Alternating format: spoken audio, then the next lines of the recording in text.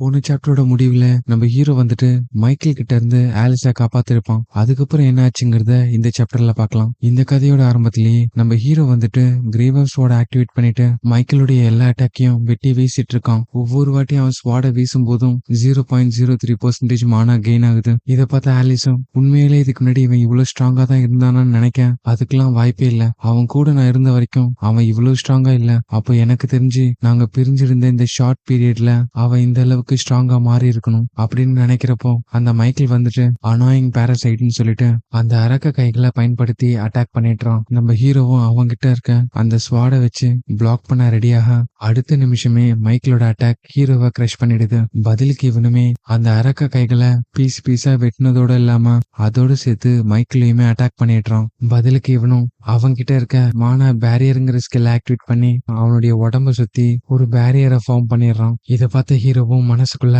எங்க ரெண்டு பேருக்கும் நடுவுல இருக்க அந்த மானா கேப் ரொம்ப அதிகம். இதனாலேயே என்னுடைய அட்டாக் அவன் உடம்புல ஒரு காயத்தை கூட ஏற்படுத்தல. அது மட்டும் இல்லாம இப்ப அந்த வேம்பியர் கிட்ட இருந்து அப்ளைன் பண்ண சோல் பிளட் சக்கிங் இதை பயன்படுத்தினாலுமே அவன் அளவுக்கான பவரை நான் அப்ளைன் பண்றதுக்கு எனக்கு பல வருஷங்கள் ஆகும். இதே நேரத்துல அந்த இயான்சியாக்கும் அங்க இருக்க அந்த மான்ஸ்டர்ஸ் கூட சண்டை போட்டுட்டு இருக்க அவனுக்கு ஹெல்ப் பண்ற விதமா அந்த இடத்துக்கு நம்ம ஹீரோட கேங்கும் வராங்க. நம்ம யூசாங் வந்துட்டு இயான்சியாக்கா பார்த்து மனசுக்குள்ள இவன் வந்துட்டு டான்கன் கில்டுடைய கேப்டன் இயான்சியாக் தானே, இங்க இருக்க எல்லா மான்ஸ்டர்ஸையும் வெறும் அந்த உடஞ்சு போன ஸ்வாட வச்சு டிஃபீட் பண்ணிருக்கானா, நான் எதிர்பார்த்ததை விடவுமே இவன் டெனஷியஸா தான் இருக்கான். உடனே இயான்சியாக் வந்துட்டு சீஃப் கலாக்கல் இந்த இடத்துல இறந்துட்டு இருக்காரு, யாராச்சும் அவருக்கு ஹெல்ப் பண்ணுங்க, என்னுடைய உயிரை காப்பாத்த போய்தான் இவருக்கு இந்த நிலைமை அப்படிங்கிறப்போ உடனே அங்க இருந்து தெரசாவும் நான் அவங்களுக்கு ஹெல்ப் பண்றேன் அப்படின்னு சொல்லிட்டு அங்க போக அவகிட்ட இருக்க சீக்ரெட் ஹீலிங் பவரை ஆக்டிவேட் பண்ணி அங்க இருக்க கலாக்கலை ஹீல் பண்றான். அவர் ஆபத்தான கட்டத்தை தாண்டிட்டாருன்னு சொல்ல உடனே இயான்சியாக் வந்துட்டு கலாக்கல் நான் பேசுறது கேக்குதான்னு கேட்க இதே நேரத்துல தெரசாவும் அவளுடைய ஸ்கில்ல ஃபுல்லா யூஸ் பண்ணதுனால மயங்கி விழுந்துடுறான். இதே நேரத்துல யூசாங்கும் ஹீரோ சொன்னதை நினைச்சு பாக்குறான். என்ன ஆனாலும் சரி நீங்க திரும்பி இந்த இடத்துக்கு வரக்கூடாது, இன்ஜூரான பர்சன் எல்லாரையுமே நம்மளுடைய லொகேஷனுக்கு கொண்டு போயிடு அப்படின்னு சொல்லியிருப்பான். உடனே யூசாங்கும் நீ இப்ப என்ன பண்ணிட்டு இருந்தாலும் சரி அதை சீக்கிரமா முடிச்சுடு, இங்க இருக்க எல்லாருமே அவங்களுடைய லிமிட்டை கூடிய சீக்கிரத்துல ரீச் பண்ணிடுவாங்க.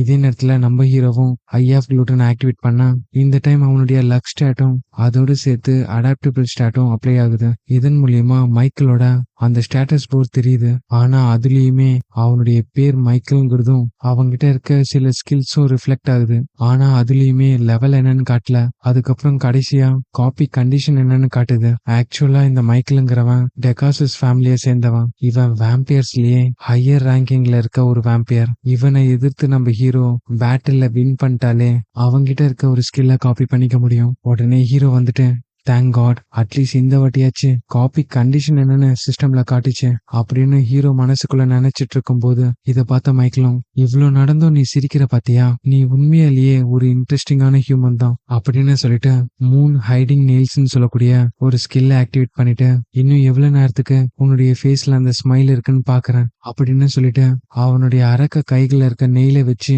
கண்டினியூஸா அட்டாக் பண்றான். நம்ம ஹீரோவுமே வர அந்த எல்லா அட்டாக்கையும் அவனுடைய ஸ்வாட வச்சு ரெண்டா ஸ்லைஸ் பண்ணிட அடுத்த நிமிஷமே மைக்கேலும் அவனுடைய அரக்க கைகளை வச்சு ஹீரோவுடைய அந்த ரெண்டு ஸ்வாடையுமே புடிச்சிடுறான். உன்கிட்ட இருக்க எல்லா பல்லையுமே நான் ஒன்னொன்னா புடுங்கி எடுக்காம விட மாட்டேன் அப்படிங்கிறப்போ உடனே நம்ம ஹீரோவும் அந்த ஸ்வாட விட்டுட்டு ரெட் மேஜிக் புல்லட்டுங்கிற அந்த ஒரு ஸ்கில் ஆக்டிவேட் பண்றான். ஆக்சுவலா அந்த போவை பார்த்தாலே உங்களுக்கு தெரியும் அந்த எல்வன் ஃபாரஸ்ட்ல இருந்து நம்ம ஹீரோ எடுத்துட்டு வந்திருப்பான். இதோட சேர்த்து அந்த ரெட் மேஜிக் புல்லட் கம்பைன் ஆகுறதுனால இந்த ஒரு காம்பினேஷன் நம்ம மைக்கிலேயே ஹிட் பண்ணி தூக்கி எரிஞ்சிடுது. ஆனா அப்பவுமே அது மைக்கேலோட ஃபேஸ்ல சின்ன ஒரு ஸ்கிராட்சை தான் போட்டிருக்கு. இதுலயே உங்களுக்கு தெரிஞ்சிருக்கும் மைக்கேல் எவ்வளவு பவர்ஃபுல்னு. உடனே அவன் ஹீரோவை பார்த்த உன்கிட்ட நீ நிறைய ட்ரிக்க வச்சிருக்க, ஆனா அது எல்லாமே நான் ரொம்ப கோவப்படுத்துது அப்படின்னு சொல்லிட்டு ஹெல் ஃபயர் டு டெஸ்ட்ராய் த வேர்ல்டுங்கிற ஒரு ஸ்கில் ஆக்டிவேட் பண்றான். இதை பார்த்த ஆலிஸும் கான்ட்ராக்டர் உடனடியா அந்த இடத்துல இருந்து நகர்ந்து போ, அது மட்டும் உன்னை ஹிட் பண்ணிடுச்சுன்னா கண்டிப்பா உன்னால சர்வைவ் ஆக முடியாது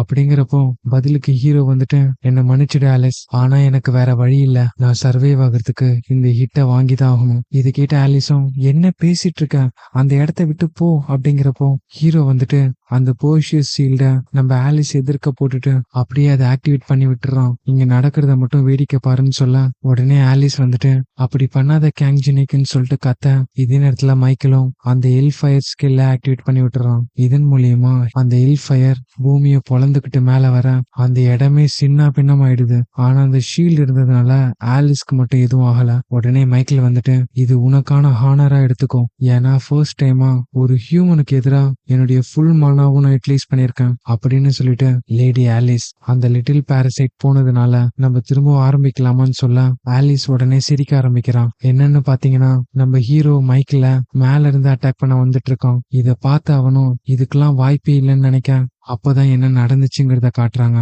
ஆக்சுவலா நம்ம ஹீரோ வந்துட்டு அந்த இன்வின்சிபிள்ங்கிற ஸ்கில் ஆக்டிவேட் பண்ணிருப்பான். உங்க எல்லாருக்கும் இது ஞாபகம் இருக்கான்னு தெரியல, அந்த இம்மார்டல் ஸ்டோன் ஜெயின் கிட்ட இருந்து இதை காப்பி பண்ணிருப்பான். இந்த ஒரு ஸ்கில் மேல எந்த ஒரு அட்டாக்கும் ஒர்க் ஆகாதுல்ல.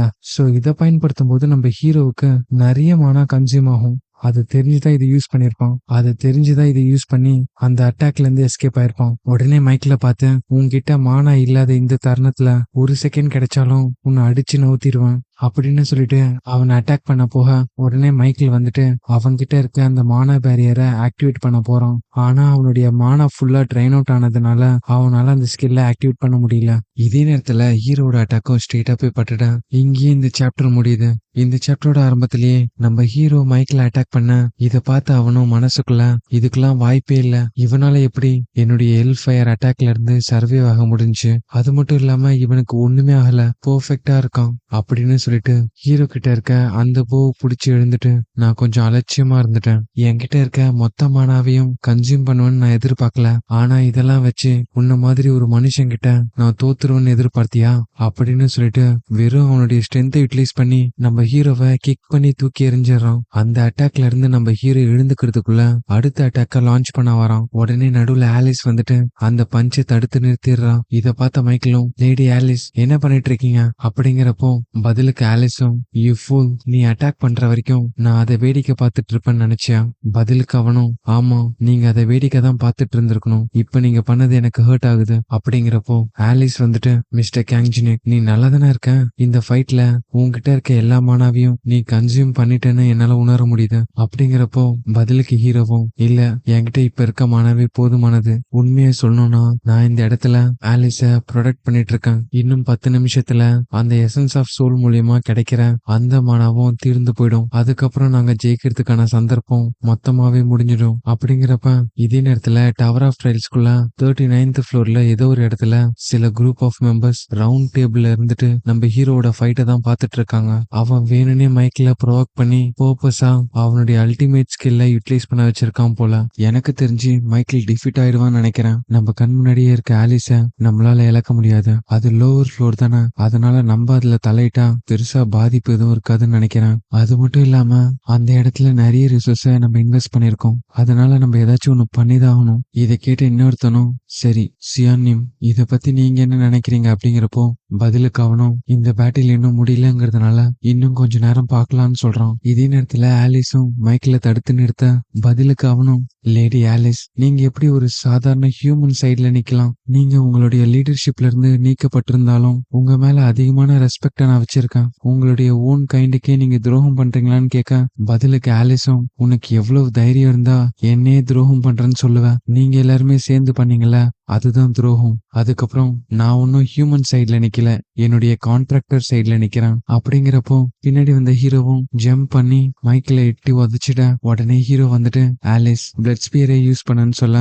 பதிலுக்கு அவளும் உன்னால அந்த அளவுக்கு மானா பவரை ஹேண்டில் பண்ண முடியுமான்னு கேட்க அவன் வந்துட்டு என்னால முடியும் அப்படிங்கிறான். உடனே ஆலிஸும் அவளுடைய பிளட் ஸ்பியரை ஆக்டிவேட் பண்ணிட்டு அதை மைக்கேலோட இதயத்துல இறக்குறப்போ பதிலுக்கு அவனும் அவன் கைய வச்சு அந்த அட்டாக் இதயத்துக்குள்ள ஆழமா போகாத மாதிரி பிளாக் பண்ணிடுறான். உடனே ஆலிஸ் வந்துட்டு நீங்க எல்லாருமே இவன் கண்ணு மூலியமா இங்க நடக்கிற எல்லாத்தையுமே பாத்துட்டு இருக்கீங்கன்னு எனக்கு நல்லாவே தெரியும். பதிலுக்கு மைக்கேல் வந்துட்டு பரவாயில்லையே சீக்கிரம் கண்டுபிடிச்சிட்டீங்க, ஆக்சுவலா இந்த ஃபைட் எல்லாத்தையுமே சில பேர் பாத்துட்டு இருந்தாங்களே அவங்க எல்லாருமே வேம்பியர்ஸ் தான், இங்க நடக்கிற ஃபைட் எல்லாத்தையுமே மைக்கேலோட கண்ணு வழியா பாத்துட்டு இருக்காங்க. உடனே ஆலிஸ் வந்துட்டு இத பாத்துட்டு இருக்க ஒவ்வொரு துரோகிங்களுக்கும் நான் சொல்லிக்கிறது ஒண்ணுதான், எனக்கான ரிவெஞ்ச நான் எடுக்காம விட மாட்டேன் அப்படிங்கிறப்போ மைக்கேல் வந்துட்டு லேடி ஆலிஸ், உங்களுடைய கரண்ட் ஸ்டேட்டை வச்சு பார்க்கும்போது நீங்க ரொம்பவே வீக்கா இருக்கீங்க. அது உங்களுக்கு தெரியலையா? ஏன்னா உங்களுடைய ஸ்பியர் அது என்னுடைய இதயத்துக்கிட்ட கூட போகல. அப்படிங்கிறப்போ உடனே ஹீரோ வந்துட்டு அது பிரச்சனை இல்ல.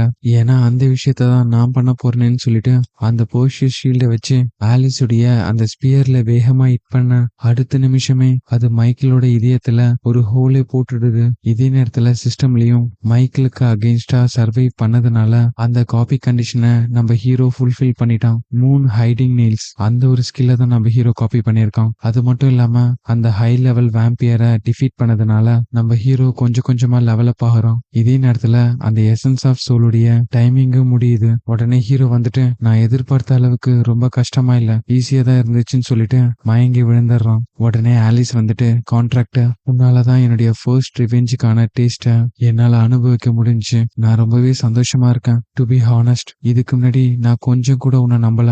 ஏன்னா எதுக்காக நீ எனக்கு ஹெல்ப் பண்றங்கிற ரீசனை என்னால கண்டுபிடிக்க முடியல. ஆனா இப்போ உன்னை நான் கம்ப்ளீட்டா நம்புறேன் அப்படின்னு சொல்லிட்டு அவளும் அந்த ரிங்குக்குள்ள போயிட்டுறான். உடனே இது எல்லாத்தையுமே பார்த்துட்டு இருந்த அந்த வேம்பியர்ஸ் வந்துட்டு கோவத்துல ஒரு ஹை லெவல் வேம்பியரான மைக்கேல வெறும் ஒரு சாதாரண ஹியூமன் தோக்கடிச்சிட்டானோ. அது மட்டும் இல்லாம அந்த வே போட்டும் டெஸ்ட்ராய் ஆயிடுச்சு. எம்பையர் அட்டாக் பண்றதுக்கான பிளான்ல இது ஒரு பெரிய தடங்களா இருக்க போகுது. உடனே அந்த சியானியம் வந்துட்டு ரொம்ப அவசரமா செயல்படுறதுக்கான காரணம் நமக்கு இப்ப இல்ல. பிளட் வே போட் கம்ப்ளீட்டா டெஸ்ட்ராய் ஆயிருந்தாலும் நம்ம எல்லாத்தையுமே இழந்துட்டுல.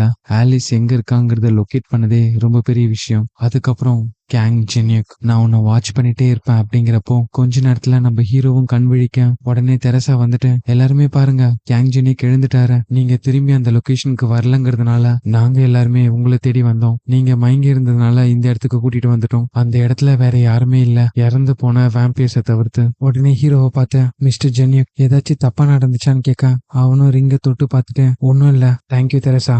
அப்புறம் இங்க இருக்க எல்லாருமே நல்ல ஒர்க்கா பண்ணிருக்கீங்க. எனக்கு ரொம்ப பசிக்குது, நம்ம சாப்பிடலாமான்னு கேட்க இங்கேயே இந்த சாப்டர் முடியுது. அடுத்தடுத்த சாப்டரை பாக்குறதுக்கு இந்த வீடியோக்கு ஒரு லைக்கை போட்டு நம்ம சேனலை சப்ஸ்கிரைப் பண்ணிக்கோங்க. அடுத்த சாப்டர்ல உங்க எல்லாருமே சந்திக்கிறேன்.